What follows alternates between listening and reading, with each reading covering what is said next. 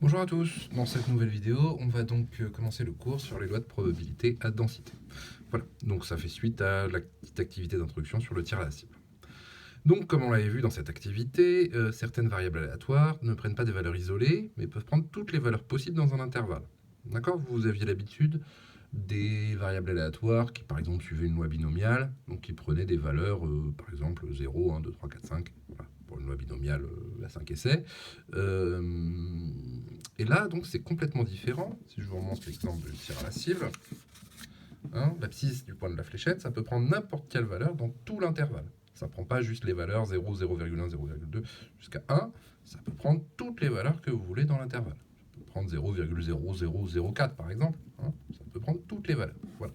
Donc, dans ce cas-là, hein, l'abscisse x du point d'impact de la fléchette prend toutes les valeurs réelles dans un intervalle 0.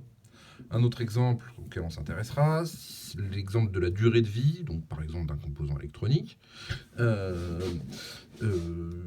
cette variable aléatoire grand X peut prendre a priori toutes les valeurs dans l'intervalle 0 plus infini. D'accord? Il n'y a pas, si par exemple si X est en année, bon, c'est pas. Déjà, il n'y a a priori pas de borne supérieure. On ne peut pas dire ça ne peut pas durer moins de 10 ans, fort heureusement. Euh, mais on ne peut pas dire non plus, bah, ça va durer, les valeurs, ce sera 0, 1, 2, 3. Non, ça peut prendre la valeur 1,5, 3,27, ce genre de choses. Voilà, donc ça peut prendre toutes les valeurs possibles dans l'intervalle 0 plus l'infini. Alors, donc ça va nous amener à changer assez fondamentalement notre façon d'envisager les probabilités. Donc on sait que dans le cadre d'une variable aléatoire prenant des valeurs isolées, c'est ce qu'on appelle une variable aléatoire discrète, si on somme toutes les probabilités de toutes les valeurs, cette somme vaut 1. Cela vous semble-t-il généralisable à la situation du tir à la cible? Eh bien, non, ça ne semble pas généralisable, parce que, est-ce que, si on reprend l'exemple ici, est-ce que on pourrait, quelle est la probabilité d'une valeur? D'accord? Quelle est la probabilité, par exemple, de la valeur x égale, de l'événement x égale 0,5? C'est difficile à dire. D'accord? Quelle est la probabilité? Il faudrait pouvoir affecter une valeur, une probabilité à chaque valeur, donc à chaque nombre réel entre 0 et 1. Vous voyez qu'il y en a beaucoup trop. Hein. Alors, petit détour, c'est ce qu'il y a une infinité et pas une infinité non dénombrable. C'est-à-dire qu'on ne peut pas dire, bon, le premier c'est 0, mais ensuite quel est le suivant? Bah, c'est pas 0,1. Vous voyez bien qu'il y a des nombres entre 0 et 0,1. Donc, c'est pas 0,01 parce qu'il y a encore des nombres entre ces deux-là. Donc voilà, il y a une infinité non dénombrable. On peut pas dire, on peut pas on peut pas mettre un nombre à chacun. Donc il y a beaucoup trop de valeurs pour qu'on puisse affecter une probabilité à chaque nombre. Donc non, il y a trop de valeurs pour, pour qu'on puisse affecter une probabilité à chacune.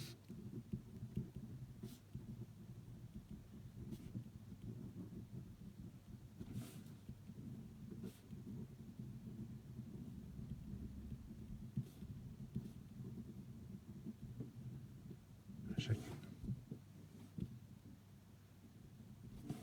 Voilà. Et que si vous affectez une probabilité même minime, et pas nulle, à chaque nombre, là, si vous essayez de les sommer, ça va vous donner un résultat beaucoup trop grand. En tout cas, qui ne sera pas égal à 1. Hein, vous pouvez essayer, si vous voulez mettre même, par exemple, 10 puissance moins 10 à chaque nombre entre 0 et 1, bah, il y en a beaucoup trop. Vous allez rien qu'en sommant ceux entre 0 et 0,1, ça vous obtenez quelque chose d'infini. Donc, c'est pas possible. On ne peut pas affecter une probabilité à chaque valeur à chaque valeur d'abscisse.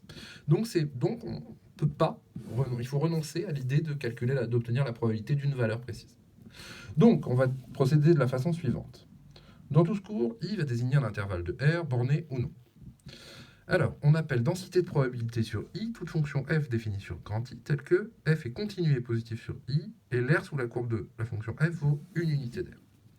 Alors, un petit dessin. Donc,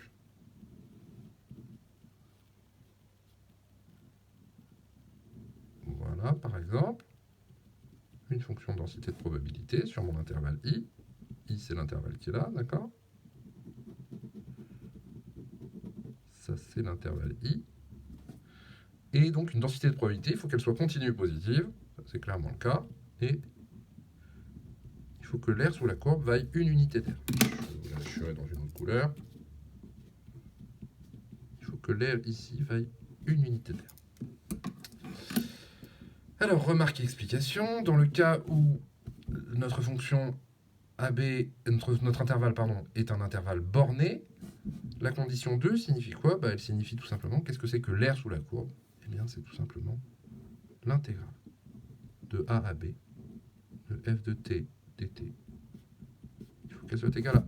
Voilà.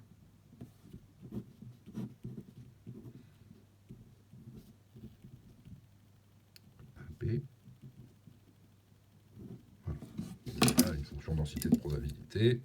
Il faut donc que l'air sous la courbe, ce soit une unité d'air, autrement dit que l'intégrale sous la courbe, l'intégrale de la fonction, pardon, soit égale à 1. Alors, dans le cas où notre fonction est, dans le cas où notre intervalle est non borné, c'est un peu plus délicat. Donc, fonction non bornée,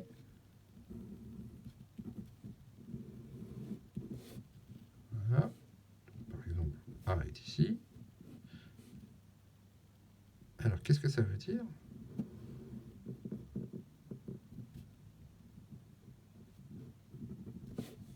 Qu'est-ce que ça veut dire? Eh bien, ça veut dire que l'air du domaine sous la courbe va être égal à une unité d'air. Mais c'est un domaine infini. Donc, comment on règle ça? Il faut dire que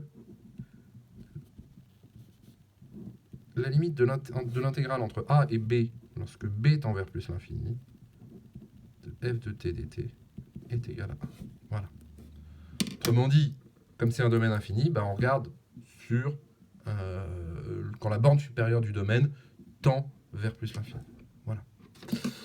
Donc voilà les conditions pour définir une densité de probabilité. Votre fonction doit être continue positive et d'intégrale 1. Alors, exemple. Montrer que les trois fonctions de l'exercice définissent des lois de probabilité sur 0. Alors, donc il faut s'assurer qu'elles sont continues positives. Il est clair que ces trois fonctions sont continues et positives. Il est clair que les trois fonctions sont continues et positives.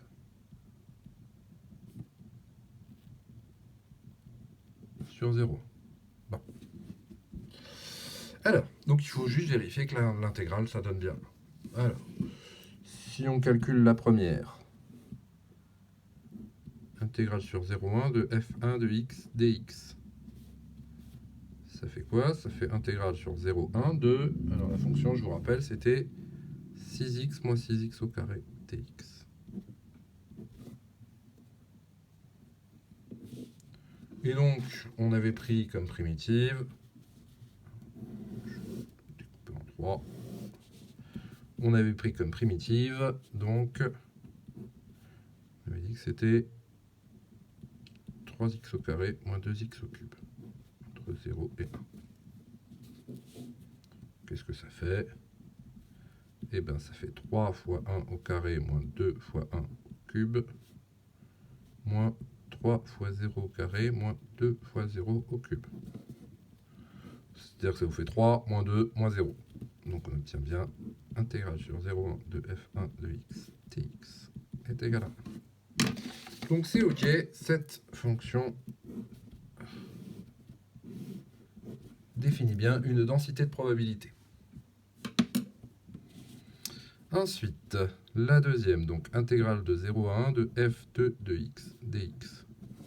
C'est quoi? La fonction f2, c'était la fonction constante égale à 1. Donc ça fait intégrale sur 0 à 1 de 1 dx. Voilà. La primitive de 1, on avait vu que c'était x. Donc ça fait x entre 0 et 1.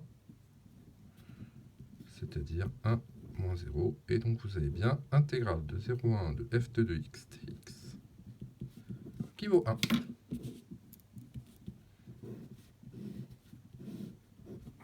Ça marche aussi. Cette fonction définit bien une densité de probabilité. Alors la troisième, qui était la plus délicate à calculer, donc intégrale de 0 à 1 de f3 de x dx. Ça fait quoi? Ça fait intégrale sur 0, 1, 2, alors si je retrouve la question, 3 demi de x au carré, moins 3x plus 2. Donc la primitive, c'était, on avait vu que ça faisait 1 demi de x au cube, moins 3 demi de x au carré, plus 2x. 0, 1.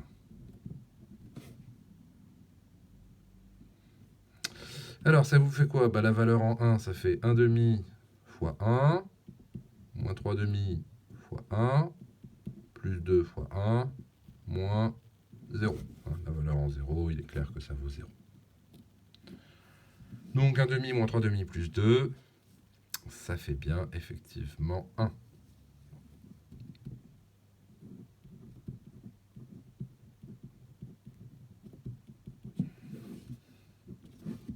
Intégrale de 0 à 1 de f3 de x dx est bien égale à 1. Hop. Voilà, donc nos trois fonctions, définissent bien une densité, pour chacune une densité de probabilité. C'est-à-dire qu'elles sont continues positives et l'intégrale est égale à 1. Alors, donc f désigne une densité de probabilité sur i si la variable aléatoire x admet f comme densité de probabilité. Alors pour tout intervalle j inclus dans i, on a la probabilité de x appartient à j, c'est l'intégrale sur j de f de x dx. Donc on va calculer la probabilité pour ces variables aléatoires-là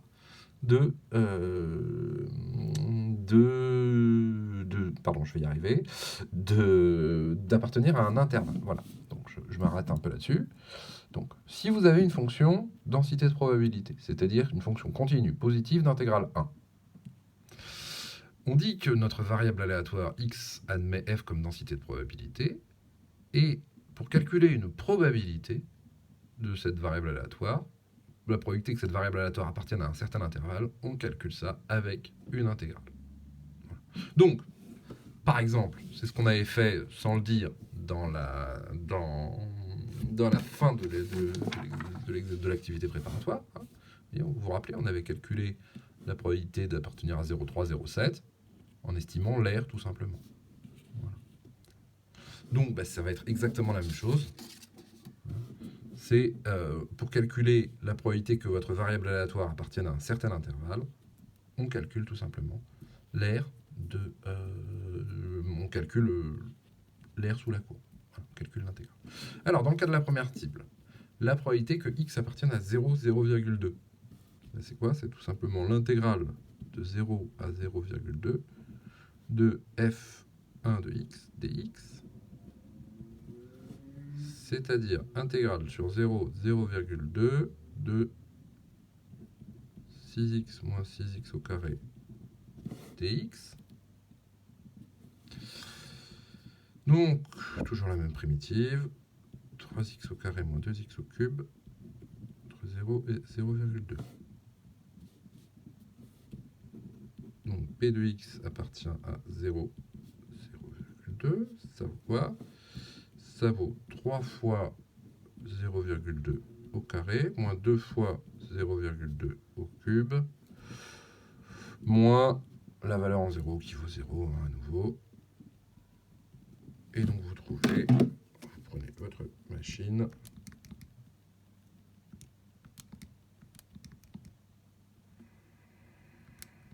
au cube, et vous trouvez 0,104.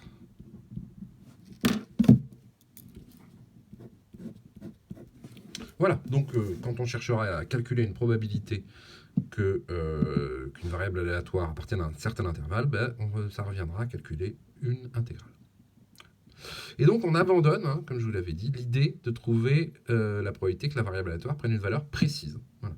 Dans le cas du tir à la fléchette, on ne cherche pas, c'est pas possible de chercher la probabilité qu'on tombe pile au milieu. Alors, en même temps, mettez-vous dans l'idée précise. Vous pouvez vous prendre une cible et tirer à la fléchette, ou une craie. Bon, d'habitude, je fais ça quand on a un tableau. Une craie. Si imaginez que j'ai un tableau, je trace une ligne au tableau. Vous vous mettez à 3 mètres. quelle est la probabilité que vous touchez pile la ligne? Bon, bah, clairement, c'est pas possible. Voilà. Donc, enfin, c'est possible, mais c'est très peu probable. Voilà. Donc, pour la probabilité d'une valeur isolée, bah, on ne peut pas calculer ça. Alors, on va préciser ça un tout petit peu après. Donc, on se contentera de calculer la probabilité que la variable aléatoire appartienne à un intervalle. Voilà. On ne va plus chercher à localiser exactement la variable aléatoire. On va chercher à dire, bon, bah, c'est entre telle valeur et telle valeur. Et vous verrez que ça suffit largement pour tout ce dont on a besoin. Alors, rapidement, quelques propriétés. Donc, on retrouve avec ces définitions la plupart des propriétés classiques des probabilités, notamment la probabilité de l'événement contraire, la probabilité que x n'appartienne pas à un intervalle j, c'est 1 moins la probabilité que x appartienne à j. La probabilité que x appartienne à j union k, si j et k sont des intervalles inclus dans i, c'est la probabilité de x appartient à j, plus la probabilité de x appartient à k, moins la probabilité de x appartient à j inter k. Voilà. Exactement la même formule que celle dont vous avez l'habitude. Et la dernière qui est un tout petit peu surprenante, donc pour tout réel alpha appartenant à i, la probabilité que x prenne la valeur précisément alpha, c'est quoi? Si on utilise notre définition, c'est intégrale de alpha à alpha de f de x dx. Mais qu'est-ce que ça vaut l'intégrale de alpha à alpha d'une fonction f quelconque? Ça vaut 0. Voilà. La probabilité que x soit égal à alpha, ça vaut 0. On peut interpréter cette condition comme suit. Si x est une variable aléatoire à densité, alors la probabilité que x prenne une valeur isolée est nulle. Voilà. Donc, alors ça peut être c'est un peu paradoxal, hein, parce que ça fait bizarre, parce que la probabilité de chaque valeur est nulle. Voilà. Mais la probabilité d'un intervalle n'est pas nulle. Voilà. Donc c'est un peu, il faut un peu de temps pour le comprendre et l'admettre, mais c'est comme ça. C'est la seule façon de définir des probabilités continues, si vous voulez, en quelque sorte. De représenter une situation où avec une variable aléatoire en quelque sorte continue, c'est que voilà, on abandonne l'idée que de calculer une valeur précise. La probabilité d'une valeur, de chaque valeur est nulle, mais la probabilité d'un intervalle qui contient plusieurs valeurs, enfin une infinité de valeurs, elle n'est pas nulle. Voilà, merci à tous.